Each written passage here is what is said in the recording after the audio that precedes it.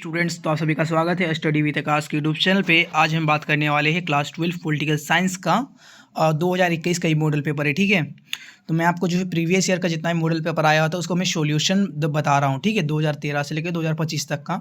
तो मैंने उसका एक प्लेलिस्ट बना दिया है। यदि कोई स्टूडेंट्स नए हैं तो इस चैनल को सब्सक्राइब कर देना, देन जाके उस प्लेलिस्ट को देख लेना। ठीक है, सारा वीडियो मैंने बना दिया, एड कर दिया। ठीक है, तो ये 2021 का है। तो मॉडल पेपर क्या क्या क्वेश्चन आया, चलिए हम देखते हैं। ठीक है,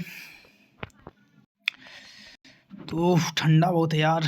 पहला क्वेश्चन है, वारसा पैक्ट कब हुआ था? तो वारसा पैक्ट, ठीक है, यह जो वारसा पैक्ट है, यह जो लाया गया था यूएसएसआर के द्वारा लाया गया था। ठीक है, अपनी सुरक्षा के लिए यह आया था 1955 में। ठीक है, नेक्स्ट क्वेश्चन हम देखते हैं, पहला गुटनिरपेक्ष सम्मेलन कब हुआ? तो पहला गुटनिरपेक्ष सम्मेलन आपका हुआ था 1961 ईस्वी में। कहाँ हुआ था? बेलग्रेड में हुआ था। ठीक है, बेलग्रेड में हुआ था। कितने देशों ने भाग लिया था प्रथम गुटनिरपेक्ष सम्मेलन में? तो 25 देशों ने भाग लिया था। ठीक है, नेक्स्ट है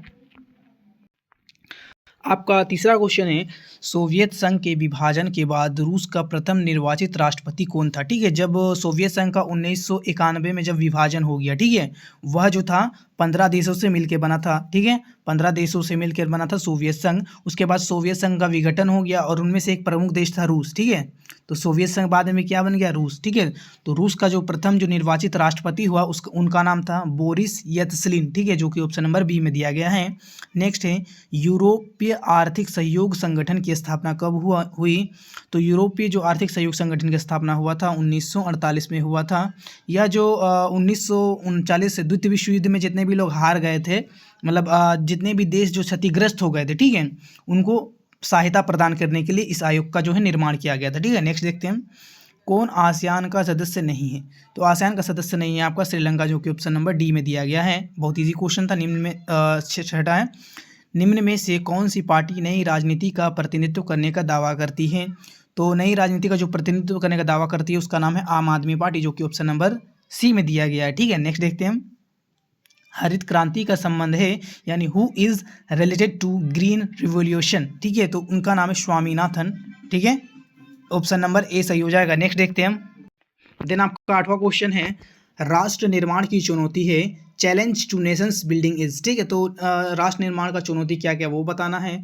तो ऑप्शन ए भाषा, ऑप्शन बी सरकार, ऑप्शन सी संविधान, ऑप्शन डी इनमें से कोई नहीं।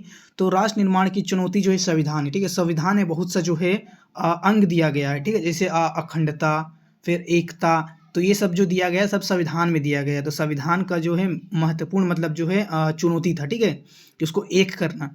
द नेक्स्ट है, संयुक्त राज्य अमेरिका ने साम्यवाद के विस्तार को रोकने के लिए किन सैनिक समझौतों तथा संगठनों का निर्माण किया?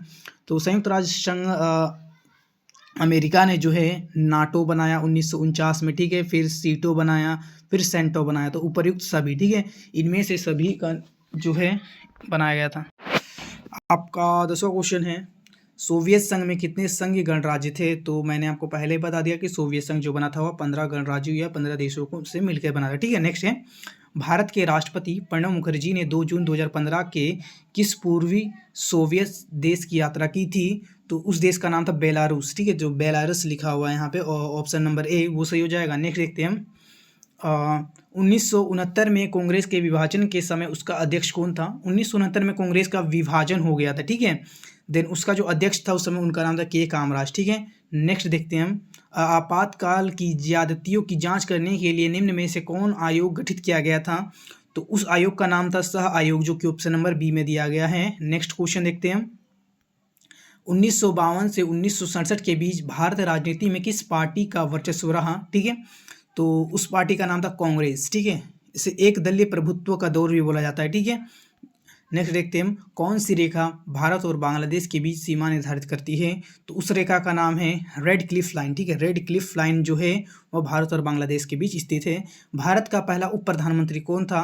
तो भारत के प्रथम प्रधानमंत्री का नाम था पंडित जवाहरलाल नेहरू, और जो उप प्रधानमंत्री का नाम था उनका नाम था सरदार वल्लभ भाई पटेल, जो कि ऑप्शन नंबर बी में दिया गया है।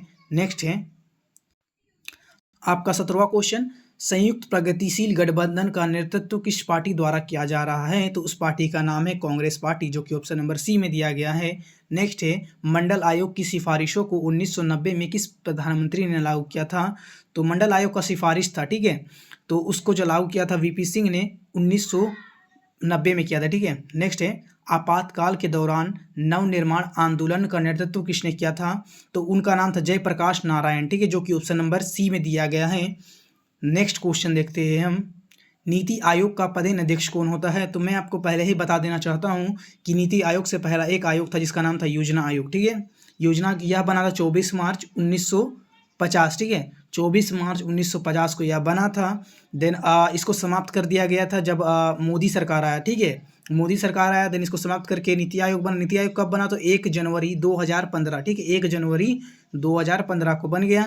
देन इसका जो पदेन अध्यक्ष होता है वह होता है प्रधानमंत्री, ठीक है, जो कि ऑप्शन नंबर सी में दिया गया है। नेक्स्ट देख लेते हैं हम, स्वतंत्र भारत का प्रथम विधि मंत्री कौन था? विधि मंत्री जिसको हम कानून मिनिस्टर या कानून मंत्री बोल सकते हैं, तो वह थे BR अम्बेडकर, ठीक है, ये जो ऑप्शन नंबर सी दिया गया है वो सही हो जाएगा। नेक्स्ट है, भारतीय जनता पार्टी के जो प्रथम अध्यक्ष हुए उनका नाम क्या था? तो उनका नाम था अटल बिहारी वाजपेयी, ठीक है।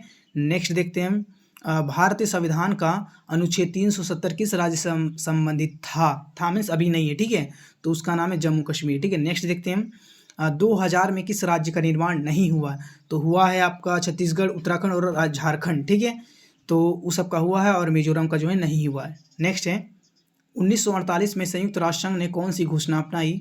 तो 1948 में UNO, यूनाइटेड नेशन ऑर्गेनाइजेशन, ठीक है, उन्होंने जो घोषणा अपनाई थी उसका नाम था universal declaration of human rights, यानी मानव अधिकारों की सार्वभौम घोषणा, जो कि ऑप्शन नंबर ए में दिया गया है, ठीक है, ये जो दिया गया है ये सही हो जाएगा। नेक्स्ट है, 9 स्वतंत्र राज्यों को कहा जाता है, यानी जो नया नया जो राज्य बना था स्वतंत्र होकर के उसको हम बोलते हैं तृतीय विश्व, ठीक है, तृतीय विश्व बोल सकते हैं या विकासशील देश, विकासशील जिसका विकास चल रहा है अभी तक कंप्लीट नहीं हुआ है, ठीक है।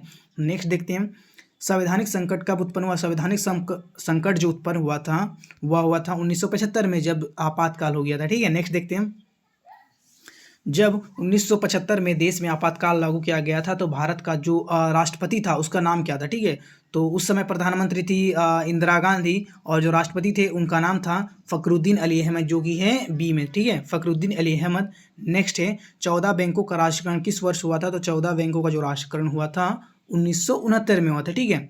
तो नेक्स्ट है 30 क्वेश्चन, संयुक्त राष्ट्र संघ के वर्तमान महासचिव कौन है? तो वर्तमान जो महासचिव उनका नाम है एंटोनियो गुटेरेस। ये 2017 से अभी तक है, ठीक है, 2017 से अभी तक है और कब तक रहेंगे आई डोंट नो, शायद 10 साल रहते हैं, ठीक है। नेक्स्ट है, 1964 में गुटनिरपेक्ष सम्मेलन में भारत के प्रधानमंत्री ने भाग लिया।